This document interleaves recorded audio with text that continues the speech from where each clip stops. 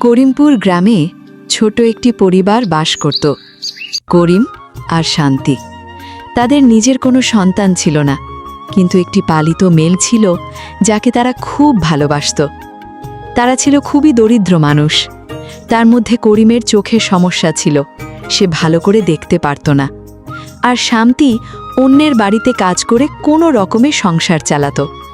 তাদের জীবন ছিল অনেক কষ্টের, তবুও তাদের পরিবারে ভালোবাসার কোনো অভাব ছিল না। গিন্নি, একটু দেখে যাও তো, এই মহিলা আজও কাজে চলে গেছে, বলে গেছে পারলে একটু দেখে নিও। মা মরিয়ম, কোথায় গেলি রে মা? এদিকে আয় তো একটু, তোকে একটা কথা বলতে হবে। দেখ তো ঘরে সব ঠিক আছে কিনা।